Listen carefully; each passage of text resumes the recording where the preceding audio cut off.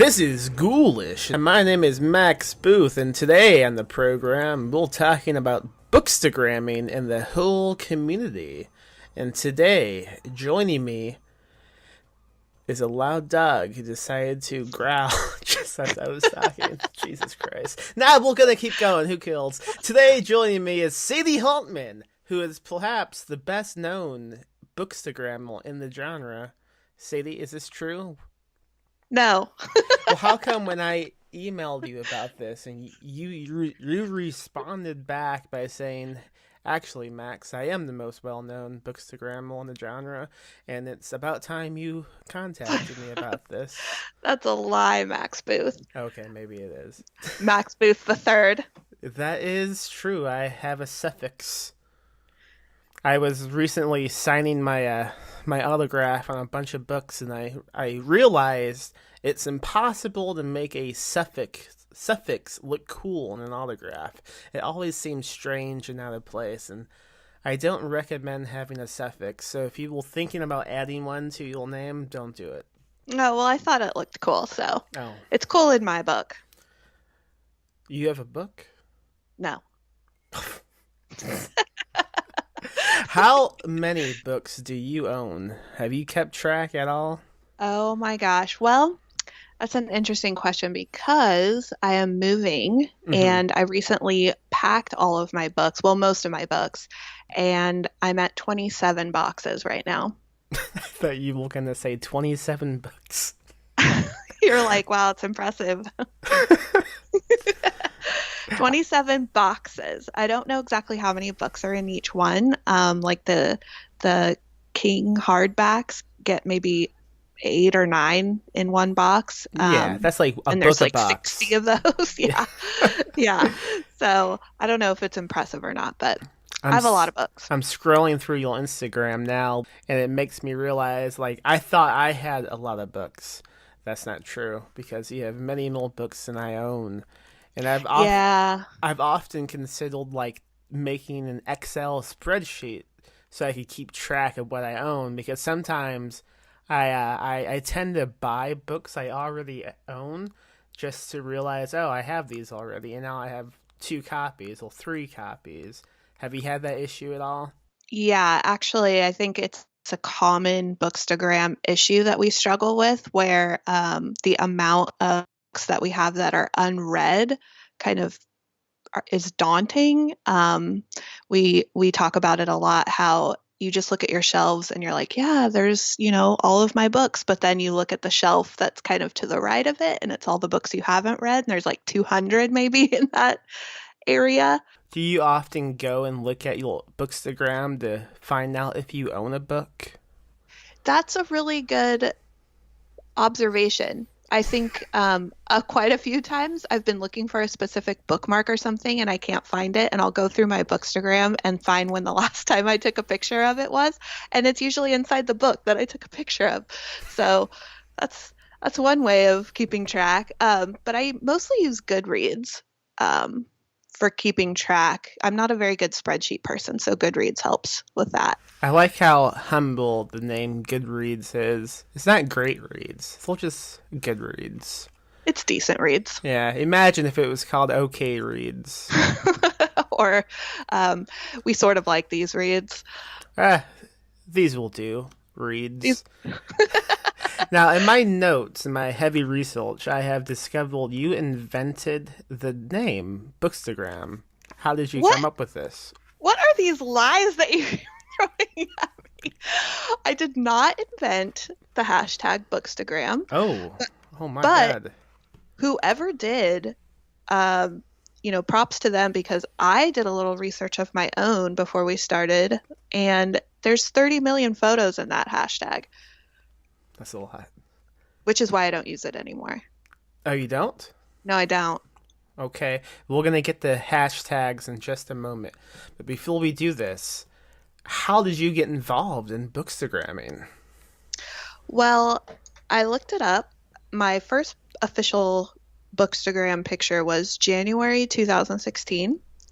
And I had noticed a lot of people with these dedicated Instagram accounts where they were only taking pictures of books and talking about books. And I had been spamming my family and friends on Instagram with all of my book pictures for quite a long time. And I thought, I'm just going to do this. I don't really want to post pictures of food and my kids and, landscapes. I think it's kind of boring. So I ditched the old account and I did a dedicated Bookstagram account in 2016. Nice. Yeah. How did you teach yourself the ins and outs of Bookstagramming? Because I look at your account and it looks so professional, but then I look at photos I take and it's just embarrassing. Well, I think at first I just kind of would take pictures of myself holding the book or just on a table randomly, or I didn't have a theme necessarily. I wasn't trying to be as creative with the photos. And then kind of as you get immersed in the community, you start seeing things that kind of make you happy when you look at the picture. And I started getting really attracted to the idea of doing the flat lays and incorporating some of my other hobbies. Like I like to collect vintage cameras and typewriters and old things, sheet music and, whatever, just like stuff I find in thrift stores or antique stores. So I just started taking pictures with those things. What is the strangest object you found in a thrift store? My daughter and I used to play this game when we would go in thrift stores and try to find the ugliest doll and be like, we're going to get this for you for, birthday, Christmas, whatever. So I would say that I have found some pretty hideous dolls in the thrift store. Probably dolls that I would probably buy now just to put them in my pictures with the horror books. It would be appropriate. You have a lot of skulls in your photographs. That's right, I do. Where are you getting these skulls from? Actually, primarily the little head skull that I use, the human skull, was a estate sale find, and he's made out of this really dense chalk. You could kill somebody with it if you beamed them over the head with it. Whoa, Sadie. Yeah? How do you know this? I said you could. Oh, okay. I mean, I've thought about it, but I haven't executed on that one yet. It would be a great photo if you put some books around the corpse. Some blood spatter. Yeah. Yeah. Okay.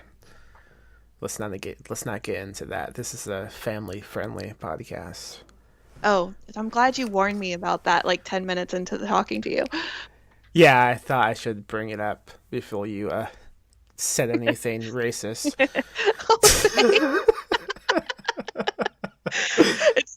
Instead, you say something racist. Yeah, but I can edit that out. Okay, thank you. When I say it. Okay, that works. Now, when I asked you to come on this show, you immediately jumped at the chance because you said you wanted to talk trash about everybody else in the Bookstagramming community. I am giving you that space now. Wow. You just throw me under the bus at every opportunity, Max. Have you ever taken a photo of a book on a bus? No. Okay. Odd. Do you think I should? I mean, I'm no Bookstagrammer, but yes. Okay, I'm writing this down. Take a photo on a bus.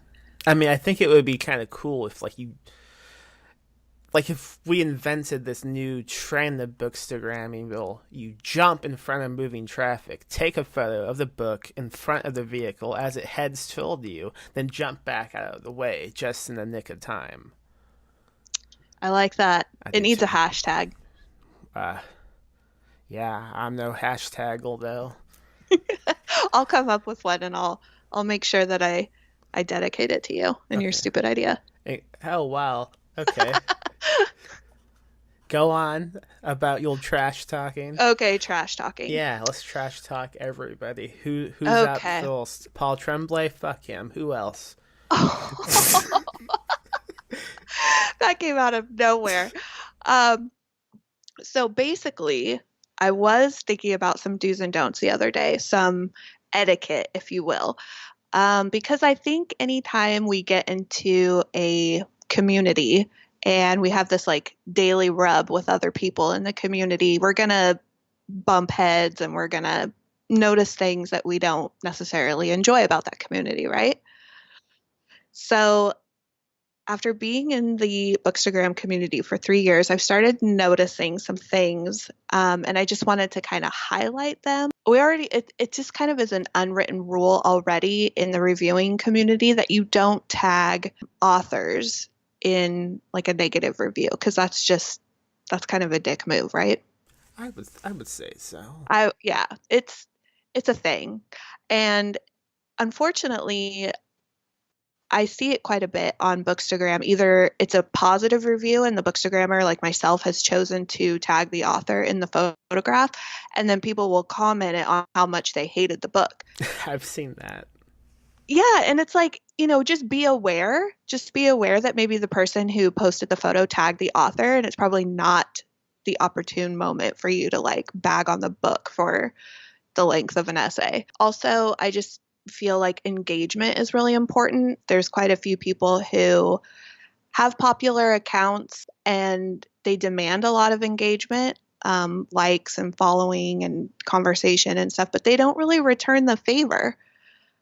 And then they'll complain that, like, oh, it's the algorithm that's causing me to lose followers, or it's, whatever excuse they have for why they're not doing so hot, or their picture hasn't gotten a lot of engagement. But it's like, I never see them engage on other people's posts. So it's kind of like a two-way street. It's a community means it's a community of people together, not just like celebrity status where we all just go and flock to your account. Yeah, you see that a lot in like just the writing business as well. Like you'll see someone who's constantly posting about his new book and like, oh, my new book's out, please buy it. But then you never see them also supporting everybody else's new book.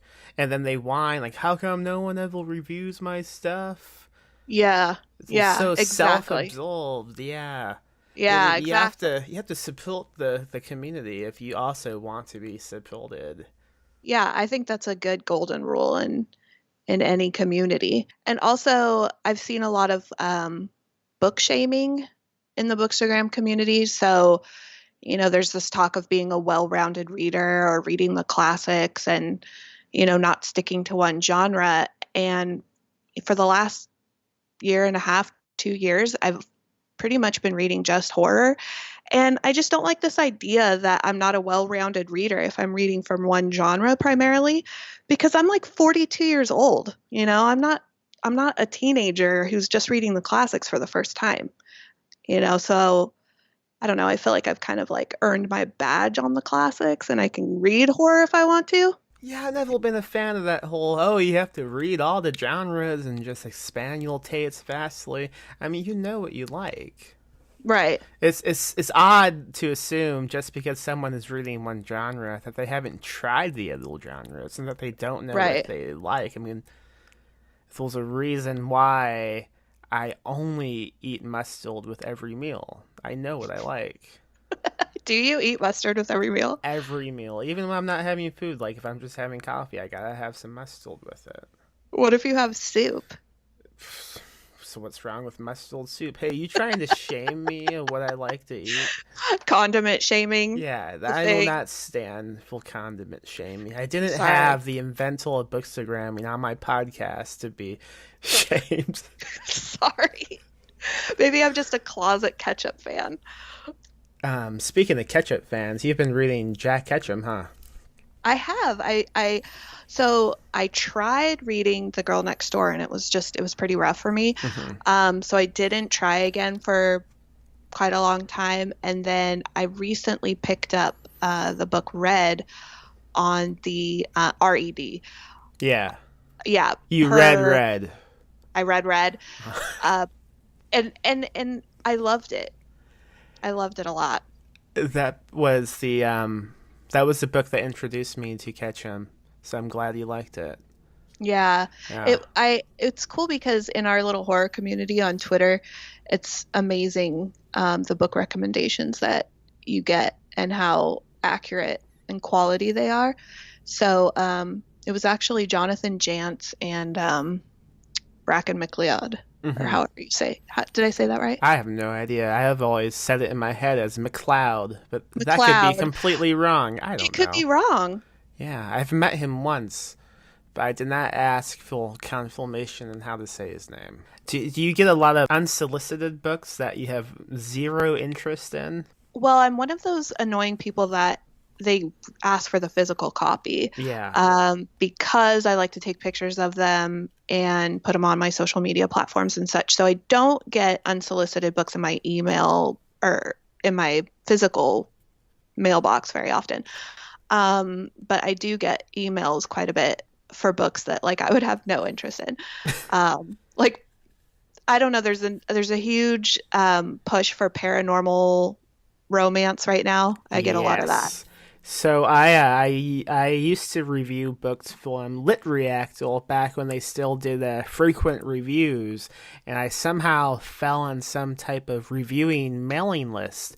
So pretty much every day, if not every other day, I receive at least one book in the mail that is just usually just a man with hot abs on the front cover standing in front of a moon, and I just get boxes of them and I don't know what to do with them. I have a suggestion. Yeah. I know what you can do with them. Well, this is So, I'll tell you what I do with them, and then yeah. you tell me if I'm wrong. Okay. If they don't say like this is an advanced readers copy, I just take in the half price books and I Yeah. sell them. But if Yeah. they do, if someone buys a book directly from me, I just include it with it Yeah. without any context. You're just like, here. Yeah. Now you get an unsolicited book. Yeah, the most erotic looking ones, those are the best to just include without saying anything about it. Don't you wish you could see their face when they open it? Well, I do include a tiny camera in each package. It's costing me so much money. That's ridiculous. Well, the other thing you could do is you could take those advanced reading copies to a little free library in your neighborhood. I would be run out of town. Why? Some of those covers, I would be dragged out of town. I live in a conservative town. Do it in the quiet of the night when nobody sees. You could be Just the little book elf that spams people's little free libraries. the Grinch who ruined uh, free libraries by. Yeah. Yeah, that was a good idea. I'll do that. Maybe I could just break in the houses and leave a book on each like couch. That's a good Yeah, idea. would you People might start recommend? putting stockings out for that. Yeah, I could Yeah. be the book Santa Claus. Yeah, I love this Yeah. idea. What would be a good name though? I mean, you struck gold when you came up with the name Bookstagram. So, what would you recommend? Don't do that to me. What else you got for me, Max? Now, I came up with a couple ideas as well. Have you considered investing in a GoPro to put on your head so as you read a book, you could document it live and then like make comments like, this is interesting. Oh man, you are funny. No, I haven't thought about investing in a GoPro. I had a very short-lived YouTube account. How did that go? Awful. I hate myself on camera. What will you doing? Will you reviewing books or? Yeah, yeah, I was Oh, or okay. reviewing books and just kind of like talking about books, like being like, these are my top 10 King books, you I know? hate talking about books.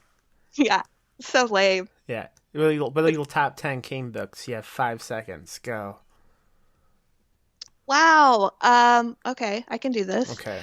Pet Cemetery, Yes. It, The Shining, Misery.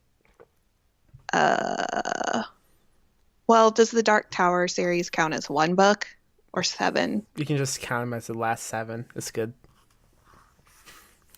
Okay, Okay, so those are that's your top definitely 10. in there. Yeah, that's my top 10. Okay. Done. No one was keeping track. It is okay. Now, in the email you sent me after I invited you to come on this show, you mentioned something about Bookstagrammers taking photos of books on top of toilets. I need to know everything about this. That That was actually, I saw somebody take a picture on top of a toilet the day you emailed me. It was like in my mind. Now, are these photos of a book sitting on a toilet? Well, selfies of someone sitting on a toilet reading a book. Which one is Which it? would you prefer? I don't know. Both sound great to me. No, it wasn't a person reading a book on a toilet. It was an arrangement of books on the toilet. Was the seat up? The seat was down. Okay. Yeah, they weren't in the toilet. Okay. But they were arranged on top of the toilet, which I thought was a little bizarre. That is kind of odd, but I dig it. I'm okay with it. Yeah. Yeah, what do you have creative. against toilets? Well, Yeah. it's kind of where you do things, you know? You like You read. don't really... Do you read on the toilet? Who do you not? Do you browse your phone on the toilet? No, I have a stack of books. Oh, I've never read on the toilet. I just don't spend that much time on the toilet. This is while I'm recording the podcast. I keep. That was perfect. There's a reason I keep muting the mic. One last thing, you recently posted a blog post about it included tips for bookstagramming, and one of the things I noticed is you have a painted background you use. Can you tell me a bit about that? So I did buy this, and this is like a thing that you actually could buy. You could go into your local craft store, like a Hobby Lobby or Michael's or whatever, and they have these little square, I want to say that they look like palettes, but the boards are kind of close together. And I bought one a long time ago, maybe like 2 years ago, and I just keep repainting it with different colors for whatever. Oh, it's the same one. You just Yeah, use it's the same one. I've painted it blue and pink. That's awesome. Yeah. Yeah, I've I often have two of them. my biggest issue when I'm trying to take photos of books, because I do a publishing company, and I always think, yeah, I should be like one of these Sadie Lou bookstagram molds and just have all these awesome photos. But every time I take one, it's like there's no good backgrounds. My rug is just full of coffee stains and there's dust all over the place. Yeah. I go outside and it's just like, that bush is ugly. And Yeah, I totally feel you. so now I need to get a palette. Okay. Yeah, so you can go to your craft store and get a palette, paint it whatever color you want to, and that can be your go-to background. I mean, that's not what everybody does. I mean, people take them on their marble countertops, or, if they have hardwood floors, they can put it on their hardwood floor. I think the main important thing is just having natural light. That would be my biggest tip for people who want to take pictures of books, just to not use overhead yellow light. It doesn't look good. Do you have pets? I do. I have a Frenchie. How do you prevent them from attacking the book as you try to take photographs? Because I have this issue. Especially when I have a little setup with my coffee and he wants to come over and investigate what's in the cup. Well, I try to either do it when he's taking a nap and he's really not interested in getting up off the couch, or I have a little baby gate that separates the living room from the kitchen, and I'll close the baby gate and do my bookstagramming and then pick it up really quick and speaking of just kind of call it a hashtagging, definitely Babygate has to be a hashtag. I don't know what that would mean. Hashtag Babygate. Before we go, I do want to talk about hashtags because they mystify me, and as a Bookstagram professional, you must know some tips about hashtagging and how to use them correctly. Please guide me. Well, I did mention earlier that I don't use the Bookstagram hashtag anymore. I read an article, it could have been on BuzzFeed, so I don't know how reliable it is, that you can get shadow blocked or shadow banned or something. I don't remember exactly what the term was, but Instagram will punish you if you use the same hashtag over and over and over again. Oh no. So I kind of try to change it up. Yeah. Oh my god. Yeah, I always use the same hashtag. It's just hashtag please buy this book. so I won't do that now. I don't I don't think that's really super popular, so I you don't might be okay. understand how to use hashtags, Sadie. Okay.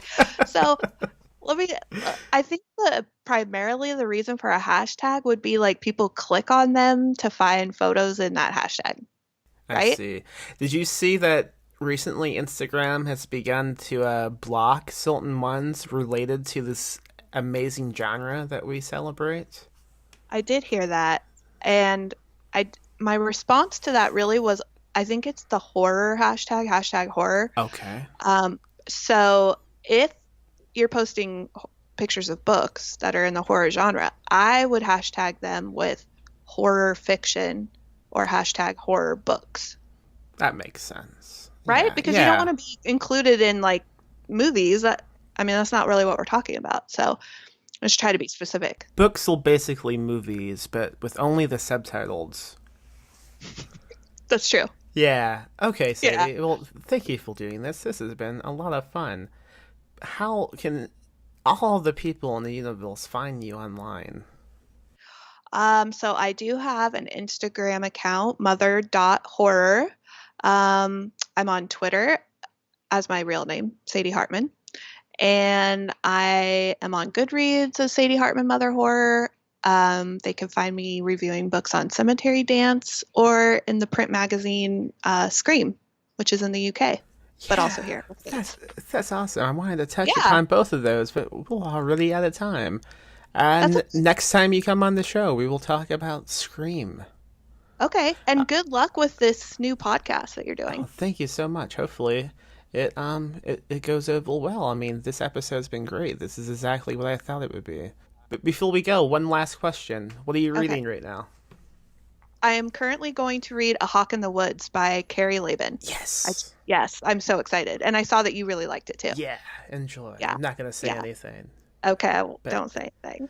But I will tell you one thing at the end. No. Well, hang on. Let me spoil it for you. All right. Okay. Have a great day, Sadie. Thank you so much. You too. Bye. Uh-huh. Bye.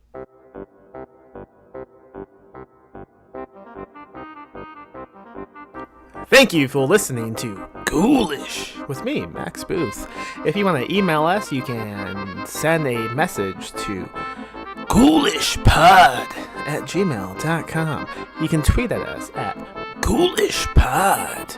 We have a website, which is ghoulishpod.com. We have a Patreon account where we offer subscriptions to our magazine, Dark Moon Digest. We have all types of nice goodies on that Patreon account. We recently began offering a monthly creative writing prompt. Basically, we give you an idea, you write it, you send it to us, and we go through it. We tell you what's great, we tell you what's not so great, and we give you some ideas on how to improve as as someone who writes. So if that is you, or if you just want to read a groovy magazine, why don't you head on over to patreon.com/PMM Publishing. Please subscribe to the show on iTunes and all those other places, and also please leave a review on those same places. And don't forget to live spooky, die spooky.